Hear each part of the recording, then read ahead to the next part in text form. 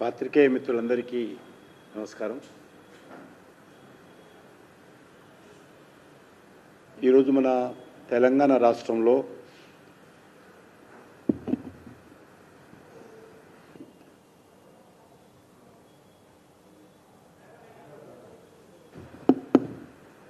పాత్రికేయ మిత్రులందరికీ నమస్కారం. మన తెలంగాణ రాష్ట్రంలో రక్షణ శాఖకు సంబంధించినటువంటి మరొక ప్రతిష్టాత్మకమైనటువంటి దేశ భద్రతకు సంబంధించినటువంటి ఒక ప్రాజెక్ట్ రావడం, దానికి ఈరోజు కేంద్ర ప్రభుత్వ రక్షణ శాఖ మంత్రి శ్రీ రాజ్నాథ్ సింగ్ గారు చేతుల మీదుగా భూమి పూజ జరగడము మరి ఈరోజు చాలా సంతోషకరమైనటువంటి విషయం. రంగారెడ్డి జిల్లా పూడూరు మండలం దామగుండంలో ఈ యొక్క నేవల్ బేస్ ఏర్పాటు ప్రాజెక్టుకు ఈరోజు శంకుస్థాపన జరగనున్నది. ఇప్పటి వరకు మన దేశంలో ఈ రకమైనటువంటి very low frequency transmitting station దేశంలో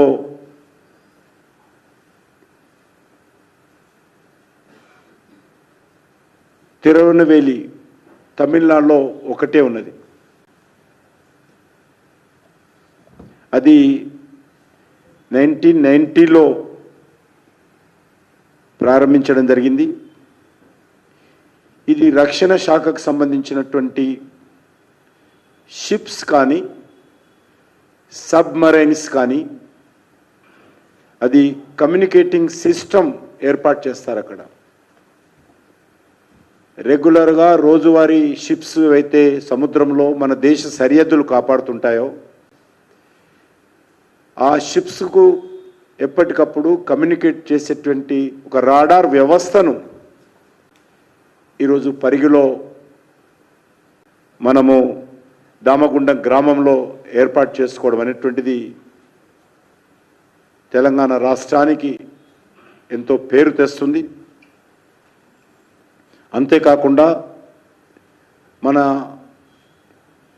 దేశ రక్షణకు ఉపయోగించేటువంటి సబ్మెరైన్స్ కూడా ఇదే రాడార్ వ్యవస్థ ద్వారా, వెరీ లో ఫ్రీక్వెన్సీ రాడార్ వ్యవస్థ ద్వారా దాన్ని కమ్యూనికేట్ చేస్తూ యుద్ధ సమయంలో కానీ లేక రోజువారీ కార్యక్రమాల్లో కానీ ఇది ఉపయోగపడుతుందనే విషయాన్ని ఈ సందర్భంగా మనవి చేస్తున్నాను. ఇది రెండవ very low frequency transmitting station. ఇది second very low frequency transmitting station. ఇది ప్రపోజ్ చేయబడింది 2010లో మన్మోహన్ సింగ్ గారు ప్రధానమంత్రిగా ఉన్నప్పుడు. ఇది ఇంతకుముందు చెప్పినట్టు అనేక లెవెల్లో ఈ ప్రాజెక్టు డిస్ట్రిక్ట్ ఫారెస్ట్ ఆఫీస్ నుంచి మొదలు పెడితే,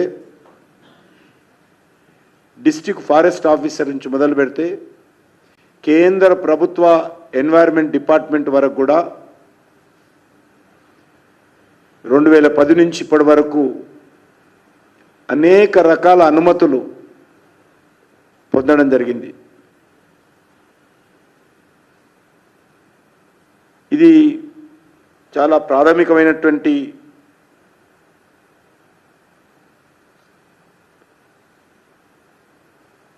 కేంద్రము. ఇది దేశానికి సంబంధించినటువంటి విషయం. 2017 డిసెంబర్ 12వ తేదీ నాడు తెలంగాణ ప్రభుత్వానికి సంబంధించినటువంటి environmental, forest, science and technology మంత్రిత్వ శాఖలు దీనికి అనుమతినిస్తూ జీవో 44ను కూడా ఆ రోజు విడుదల చేయడం జరిగింది.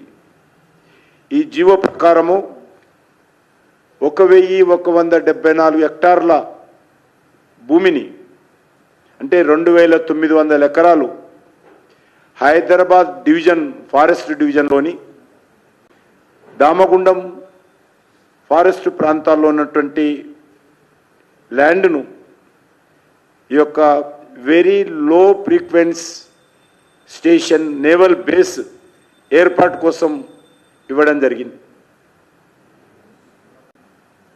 అటవీ సంరక్షణ చట్టం 1980 ప్రకారం విశాఖపట్నంలో ఉన్నటువంటి eastern naval command head quarters ఏదైతే ఉందో దానికి రాష్ట్ర ప్రభుత్వము ఈ యొక్క ల్యాండ్ అనుమతి ఇస్తున్నట్టు ఆ రోజు ఆదేశాలు కూడా ఇవ్వడం జరిగింది. ఇది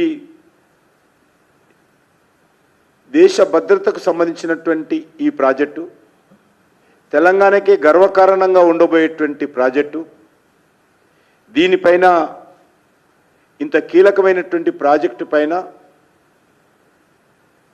కొంతమంది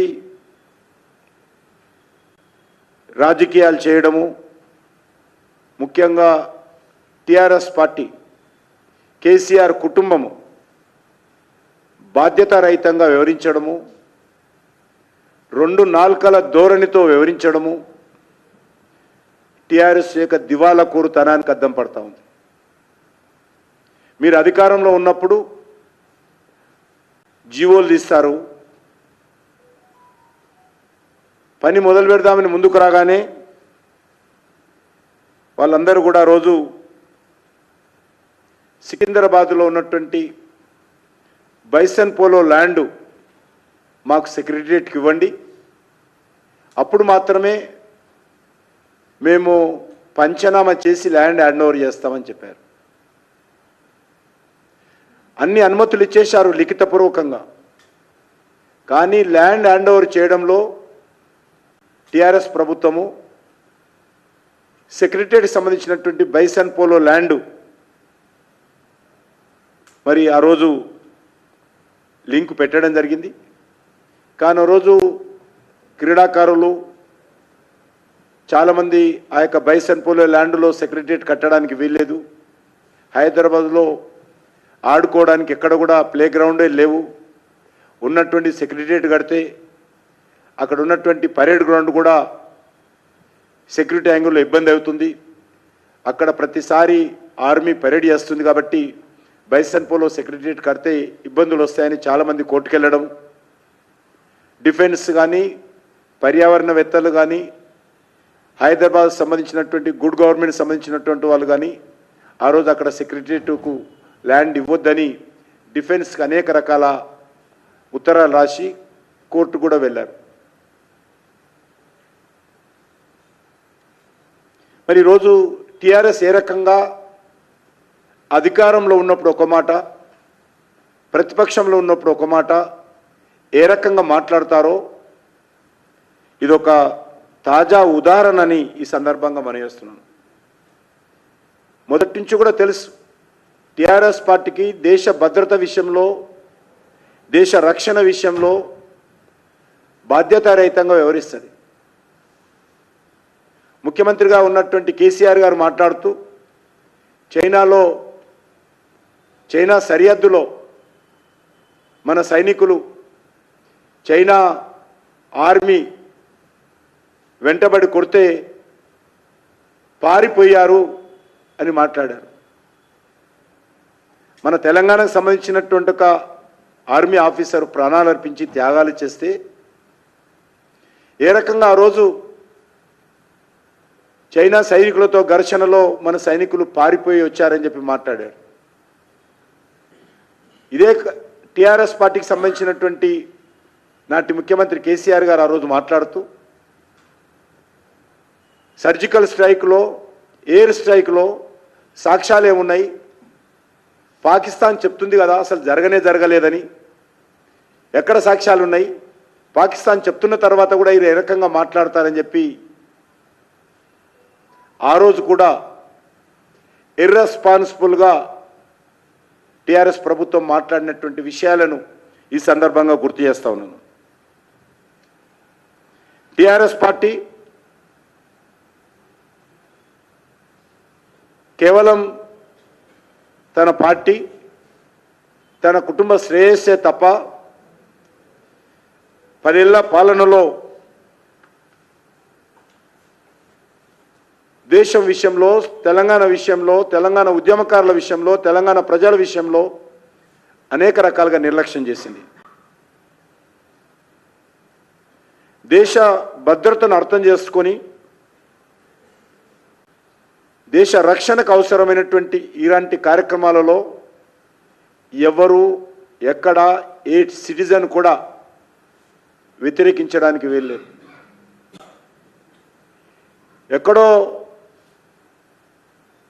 డిఫెన్స్ దేశమంతా వెతికి ఏ స్థానం అయితే బాగుంటుందో, ఎక్కడి నుంచి అయితే మనము షిప్స్ను మానిటరింగ్ చేయవచ్చు, కమ్యూనికేషన్ నెట్వర్క్ పెంచుకోవచ్చు, సబ్మెరైన్స్ ఎక్కడి నుంచి అయితే మానిటరింగ్ చేయొచ్చో, ఎక్కడైతే కమ్యూనికేషన్ నెట్వర్క్ పెంచుకోవచ్చో ఆ స్ట్రాటజిక్ ప్లేస్ను గుర్తించి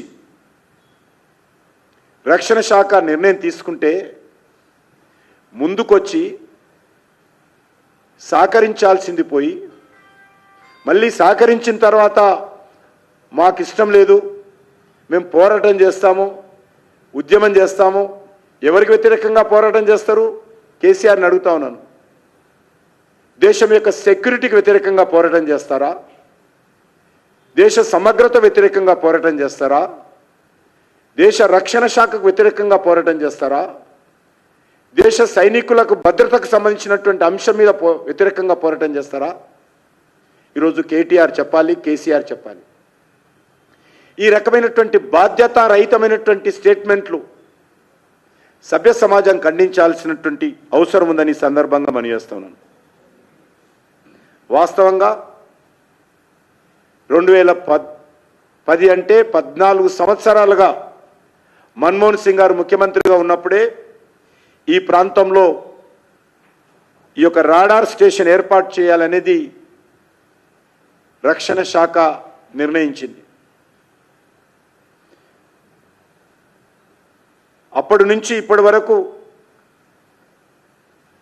దీని మీద అనేక రకాలుగా రక్షణ శాఖ రాజకీయాలకు అతీతంగా దేశ భద్రతకు సంబంధించినటువంటి అంశంలో అనేక రకాల ఉత్తర ప్రత్యుత్తరాలు, అనేక సమావేశాలు, అనేక జీవోలు, ఇటు రాష్ట్ర ప్రభుత్వం డిస్ట్రిక్ట్ ఫారెస్ట్ ఆఫీస్ నుంచి మొదలు పెడితే ఆల్ ఇండియా వరకు కూడా అనేక రకాల ఆదేశాలు, ఇంత ఫైల్ ఉంది. మరి ఈరోజు అంతేకాదు, ఈ యొక్క అటవీ శాఖకు ఏవైతే కొన్ని చెట్లు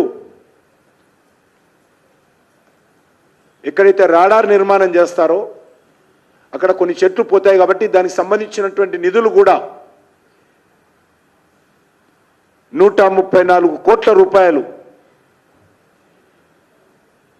ఫారెస్ట్ డిపార్ట్మెంట్కు రక్షణ శాఖ డిపాజిట్ చేసింది. వీళ్ళు ఇచ్చినటువంటి 2900 ఎకరాలలో 1500 ఎకరాలకు పైగా ఏ రకమైనటువంటి నిర్మాణాలు ఉండవు. There is no construction. ఒక మొక్క కూడా తొలగించడానికి వీలు లేకుండా 1500 ఎకరాలు ఉంటాయి. ఎక్కడైతే ఇప్పుడు తీసుకున్నటువంటి 2900 ఎకరాలలో కొంత ప్రాంతంలోనే ఆ రాడార్ వ్యవస్థలో పనిచేసేటువంటి నేవీ సిబ్బందికి అకామిడేషన్ ఏర్పాటు చేస్తారు.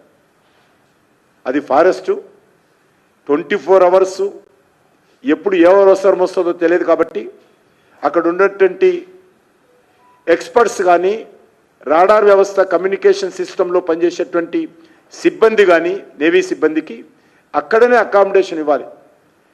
వాళ్ళకు సంబంధించినటువంటి నివాసం ఏర్పాటు చేసేటువంటి చిన్న హౌజెస్ మాత్రమే నిర్మాణం చేస్తారు.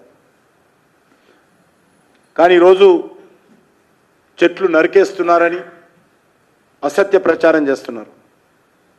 కొందరేమో అక్కడ దామగుండంలో రామలింగేశ్వర స్వామి గుడి ఉంది, ఆ గుడికి ఎవరు కూడా భక్తులు పోనివ్వరు అనే విధంగా తప్పుడు ప్రచారం చేస్తున్నారు. ఇదంతా వాస్తవం కాదు. ఆ గుడిని మరింత అభివృద్ధి చేసి ఇక్కడికి వచ్చేటువంటి భక్తులకు మరిన్ని సౌకర్యాలు కల్పించే విధంగా నేను రక్షణ శాఖ మంత్రితో మాట్లాడతాను తప్ప గుడి విషయంలో అబద్ధాలు ప్రచారం చేయకూడదని చెప్పి కూడా నేను కొంతమందికి మనవి చేస్తా ఉన్నాను. కొత్త వివాదాలు సృష్టించదని కూడా మనవి చేస్తా ఉన్నాను. మనకు తెలుసు, దేశంలో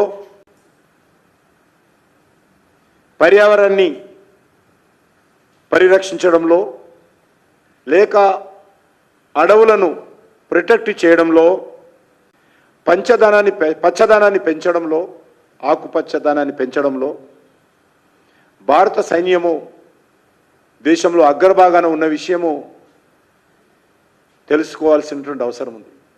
ఎక్కడెక్కడైతే మిలిటరీ ఉంటుందో, ఎక్కడైతే మిలిటరీ బేస్ ఉంటుందో అక్కడ గ్రీనరీ వాళ్ళ సొంత కష్టార్జితంతో, సైనికులు కష్టార్జితంతో గ్రీనరీ పెంచుతారు, గ్రీనరీ తీసేయరు. వారు ఆ మాత్రం అవగాహన లేదు. సైనికులు వేసుకున్నటువంటి డ్రెస్సు గ్రీన్ యూనిఫామ్, యుద్ధంలో వాళ్ళు వాడేటువంటి వాహనాలకు వేసేటువంటి కలరు గ్రీన్ కలరు. వాళ్ళు యుద్ధంలో వెళ్తున్నప్పుడు తలల మీద పెట్టుకునేటువంటిది చెట్ల మొక్కలు పెట్టుకుంటారు, ఫారెస్ట్లో కలిసిపోయే విధంగా. ఎందుకంటే రక్షణ శాఖకు సంబంధించినటువంటి సైనికులు గ్రీనరీతో మమేకమై అడవి బిడ్డలుగా, అడవి పుత్రులుగా ప్రాణాలకు తెగించి ఆ ఫారెస్ట్ మధ్యలో ఉండి దేశ రక్షణ కోసం పోరాటం చేసేటువంటి ఏకైక వ్యవస్థ రక్షణ శాఖ సిబ్బంది, సైనికులు. కాబట్టి వాళ్ళు చెట్లను ప్రేమిస్తారు, చెట్ల మధ్యలో పెరుగుతారు, చెట్ల కింద జీవనం కొనసాగిస్తారు, మన జీవితాలను, మన భూభాగాన్ని, భారతమాతను, మన దేశాన్ని రక్షిస్తారు. వాళ్ళు ఆ మాత్రం అవగాహన లేకుండా బాధ్యత రహితంగా మాట్లాడడం ఏమాత్రం మంచిది కాదనే విషయాన్ని ఇప్పటికే ఈ విషయంలో కొంతమంది కోర్టు కూడా వెళ్తే కూడా కోర్టుకు అన్ని రకాల వివరాలు అందించారు. రాష్ట్ర కేంద్ర ప్రభుత్వాలు, కేంద్ర ఎన్వైరన్మెంట్ మినిస్ట్రీ కూడా అనేక రకాల వివరాలు అందించారు. ఇంత అయిన తర్వాత కూడా ఒక ఆయన నేను ఆందోళన చేస్తా, నిన్న స్టేట్మెంట్ ఇచ్చాడు, ఆందోళన చేస్తా. మీ నాన్నగారు వ్యతిరేకంగా ఆందోళన చేయి, నీకు నువ్వే వ్యతిరేకంగా ఆందోళన చేసుకో, నీకు నువ్వే వ్యతిరేకంగా ఆందోళన చేసుకో, నీ ప్రభుత్వానికి వ్యతిరేకంగా నువ్వే ఆందోళన చేసుకో. మీ ప్రభుత్వం ఉన్నప్పుడే ఆదేశాలు ఇచ్చారు, అనేక జీవోలు ఇచ్చారు. కాబట్టి ఆయన ప్రభుత్వానికి వ్యతిరేకంగా ఆయన ఆందోళన చేసుకోవాలి. ఇప్పుడు అలా నాన్నగారికి వ్యతిరేకంగా ఆయన ఆందోళన చేసుకోవాలి. 2014 ఆగస్టు 11న రంగారెడ్డి జిల్లా అటవీ శాఖ అధికారి నెట్ ప్రజెంట్ వాల్యూ కట్టాలని చెప్పి రక్షణ శాఖకు డిమాండ్ నోటీస్ పంపించాడు. 2014 ఆగస్టు 11న. అప్పుడు ఎవరి ప్రభుత్వం ఉందో, ఫిబ్రవరి 25, 2011 వికారాబాద్ జిల్లా అటవీ అధికారి, నేవీ అధికారులకు కూడా డబ్బులు కట్టాలని డిమాండ్ నోటీస్ పంపించాడు. ఇందులో ప్లాంటేషన్స్ ఏవైతే కొన్ని పోతాయో దానికి సంబంధించినటువంటి మార్పుకు సంబంధించినటువంటి వివరాలు కూడా అందులో పొందుపరచడం జరిగింది. ఈ రకంగా అనేక రకాలుగా 2017 సంవత్సరంలోనే అనేక ఉత్తర ప్రత్యుత్తరాలు జరిగాయి. మార్చి 2వ తేదీ 2017, మే 25, 2017, July 31, 2017, September 21, 2017, November 14, 2017, December 19, 2017, December 22, 2017. ఈ రకంగా అనేక ఉత్తర ప్రత్యుత్తరాలు ఇదే కేటీఆర్ కేసీఆర్ ప్రభుత్వం వెలగబెడుతున్నప్పుడు సమయంలోనే ఉత్తర ప్రత్యుత్తరాలన్నీ జరిగి అన్ని అనుమతులు పొందడం జరిగింది. ఇక్కడ అటవీ సంపదకు ఏమాత్రం నష్టం జరగదు. కొన్ని ఏవైతే బేస్ ఏర్పాటు చేస్తారో, ఇండ్లు కాలనీ కడతారో వాళ్ళ ఆ చెట్లకు సంబంధించి ప్రత్యామ్నాయంగా మరిన్ని చెట్లు ఏర్పాటు చేస్తారు. కాళేశ్వరంలో ప్రాజెక్టు కట్టినప్పుడు కానీ, కాళేశ్వరం సంబంధించినటువంటి పైప్ లైన్లు వేస్తున్నప్పుడు కానీ, జాతీయ రహదారులు నిర్మాణం చేస్తున్నప్పుడు కానీ, రైల్వే లైన్లు నిర్మాణం చేస్తున్నప్పుడు కానీ, ఇరిగేషన్లు ప్రాజెక్టులు కడుతున్నప్పుడు కానీ, అన్ని సమయాలలో కూడా అడవులకు నష్టం కలిగితే ఒక చెట్టు పోతే 2 చెట్లు పెట్టాలనేటువంటి నిర్ణయం కేంద్ర ప్రభుత్వం తీసుకుంది. ఆ పరిధిలోనే ఈ యొక్క ప్రాజెక్టు సంబంధించి కూడా కాంపా నిధులు ఏర్పాటు చేసి ప్రత్యామ్నాయ ప్రాంతంలో ట్రీ ప్లాంటేషన్ చేసే విధంగా ఈరోజు అగ్రిమెంట్ కుదిరింది. దాన్ని కూడా ఈరోజు వయలేట్ చేస్తూ రాజకీయం చేయడం ఏమాత్రం సమంజసం కాదన్న విషయాన్ని ఈ సందర్భంగా మనవిస్తున్నాను. నిన్న నాకు రక్షణ శాఖ అధికారులు ఫోన్ చేసి వాళ్ళు తమ అసంతృప్తిని రాజకీయ నాయకులు, తెలంగాణకు సంబంధించినటువంటి రాజకీయ నాయకులు దీన్ని ఇష్యూ చేయడము, అసంతృప్తి వ్యక్తం చేయడం జరిగింది, బాధను వ్యక్తం చేయడం జరిగింది, ఆవేదన వ్యక్తం చేయడం జరిగింది. మేము 14 సంవత్సరాలుగా దీనికోసం తిరుగుతున్నాం. 14 సంవత్సరాలుగా అడిగిన వారందరూ కూడా జవాబులు చెప్తా ఉన్నాం. 14 సంవత్సరాలుగా మరి అనేక రకాల క్లారిఫికేషన్స్ ఇచ్చాము. మొత్తం ఒక యూనిట్ అంతా కూడా దీనికోసమే 14 సంవత్సరాలుగా మేము కష్టపడి పనిచేసి చివరికి ఈరోజు అది కొలిక్కి వచ్చి మేము భూమి పూజ చేసుకున్న సమయంలో ఈ రకంగా మరి రాజకీయ పార్టీలు డిఫెన్స్ విషయంలో, రక్షణ విషయంలో కూడా మాట్లాడము మాకు బాధ కలిగిస్తుందనే విషయాన్ని రక్షణ శాఖ అధికారులు నాతో మాట్లాడినప్పుడు మీరు ఏ రకంగా ఆందోళన చెందడానికి వీల్లేదు. తెలంగాణ ప్రజలు దేశానికి సంబంధించినటువంటి దేశ భద్రత విషయంలో ఎప్పుడు కూడా వెనుకంజ వేయరు, ముందుంటారు. కాబట్టి కార్గిల్ యుద్ధం జరుగుతున్నప్పుడు కానీ, చైనా మన సైనికులతో ఆందోళన జరిగినప్పుడు కానీ, ఊరు గ్రామం కులాలకు అతీతంగా, మతాలకు అతీతంగా అన్ని వర్గాల ప్రజలు కూడా దేశ రక్షణ విషయంలో సైనికులకు అండగా నిలబడిన విషయం, సర్జికల్ స్ట్రైక్ జరిగినప్పుడు కానీ, ఎయిర్ స్ట్రైక్ జరిగినప్పుడు కానీ మరి 4 కోట్ల తెలంగాణ ప్రజలు సంతోషం వ్యక్తం చేసిన విషయాన్ని వాళ్ళకు మనవి చేశాను. ప్రజలందరూ మీ వెనుక ఉంటారు. కొంతమంది స్వార్థ రాజకీయ నాయకులు దుందుడుకు విధానంతో, దివాలకోరు విధానంతో మాట్లాడుతుంటారు, మీరేం పట్టించుకోవద్దని వాళ్ళకు చెప్పడం జరిగింది. ఇందులో 2900 ఎకరాలలో 1,95,00,000 చెట్లున్నాయని గుర్తించాం. 1,95,000 ట్రీస్ ఉన్నాయనేటువంటి గుర్తించడం జరిగింది.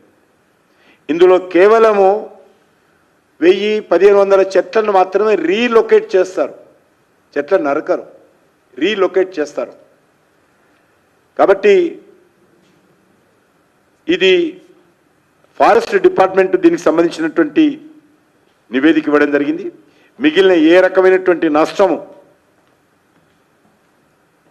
అటవీ శాఖ చేకూరచదని కూడా వాళ్ళు స్పష్టంగా చెప్తా ఉన్నారు. కానీ తమ రాజకీయ అస్తిత్వం కోసం ప్రజలలో తప్పుడు ప్రచారం చేస్తున్నారు. కాబట్టి ఈ సందర్భంగా మనకు తెలిసి ఇప్పటికే మన రాష్ట్రంలో రక్షణ శాఖకు సంబంధించినటువంటి అనేక రకాల కేంద్రాలు మనం ఏర్పాటు చేసుకున్నాం. కంటోన్మెంట్ కావచ్చు,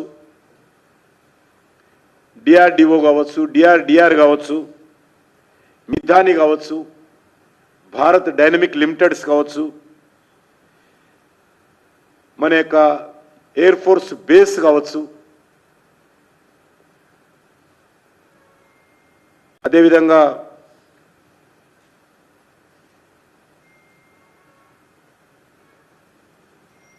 అనేక కేంద్రాలు పనిచేస్తూ ఉన్నాయి. అది డిఫెన్స్, ఎయిర్ ఫోర్స్ 2 ఉన్నాయి. ఈ రోజుతో మన తెలంగాణలో నేవీ బేస్ కూడా రావడము చాలా సంతోషం. మనకి ఇంతకంటే సంతోషం ఉండదు. కాబట్టి తెలంగాణ ప్రజలందరూ కూడా ఈరోజు సంతోషం వ్యక్తం చేయాల్సినటువంటి అవసరము, మనకు నేవీ బేస్ కూడా రావడము, అందులో దేశంలో 2వ రాడార్ వ్యవస్థ తమిళనాడు తర్వాత మన తెలంగాణకు రావడము, అటువంటి స్థలము అది పరిగి దామగుండమని గుర్తించింది ప్రభుత్వం, రక్షణ శాఖ. అటువంటి స్ట్రాటజిక్ ప్లేసు దేశంలో ఇది బాగుంటుంది అనేటువంటి విషయాన్ని గుర్తించినప్పుడు సెక్యూరిటీ యాంగిల్లో, సేఫ్టీ యాంగిల్లో, కమ్యూనికేషన్ నెట్వర్క్ పెంచే విషయంలో ఇది వస్తుంది. దీని ద్వారా కొన్ని వందల మందికి ప్రత్యక్షంగా పరోక్షంగా ఉద్యోగాలు కూడా అక్కడ పొందేటువంటి అవకాశం ఉంటుంది. కాబట్టి ఈ విషయంలో ఏమాత్రం రాజకీయాలు చేయకూడదు. ఎందుకంటే ఈ దేశంలో అలవాటు అయిపోయింది, కాంగ్రెస్ పార్టీ ప్రతిపక్షంలో ఉన్నప్పుడు ఒక మాట, అధికారంలో ఉన్నప్పుడు ఒక మాట, టీఆర్ఎస్ పార్టీ ప్రతిపక్షంలో ఉన్న ఒక మాట, అధికారం ఉన్నప్పుడు ఒక మాట. అది రైతాంగం విషయంలో కానీ, సంక్షేమ కార్యక్రమాల విషయంలో కానీ మాటలు మార్చడము ఈ 2 పార్టీలకు అలవాటు. కాబట్టి కనీసము దేశ రక్షణ విషయంలో లేక దేశ సైనికుల విషయంలో, దేశం యొక్క ఆర్మీ విషయంలో మాత్రము రాజకీయాలు చేయకూడదని చెప్పి ఈ 2 పార్టీలను కోరుతూ నేను మరొకసారి రక్షణ శాఖ మంత్రి రాజ్నాథ్ సింగ్ గారికి ఈరోజు ఆ యొక్క భూమి పూజ చేయడానికి వస్తున్న సందర్భంగా హృదయపూర్వకమైనటువంటి కృతజ్ఞతలు తెలియజేస్తా ఉన్నాను. నరేంద్ర మోడీ గారికి అనేక రకాల ఒడిదుడుకులు ఉన్నప్పుడు కూడా అధిగమించి ఈరోజు నేవీ బేసు తెలంగాణలో ఇవ్వడాన్ని నేను వారికి కూడా ధన్యవాదాలు తెలియజేస్తాను. ముగ్గురు మాట్లాడతారు. ఏది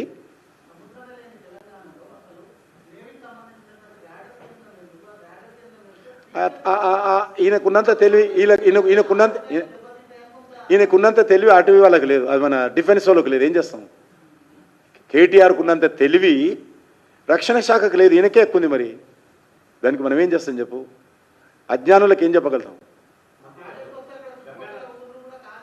ఏం ఖాళీ చెప్తూనే ఉన్నా కదా, నన్ను డీటెయిల్ చెప్తున్నా కదా. ఆయన మస్తు అంటాడు. ఇప్పుడు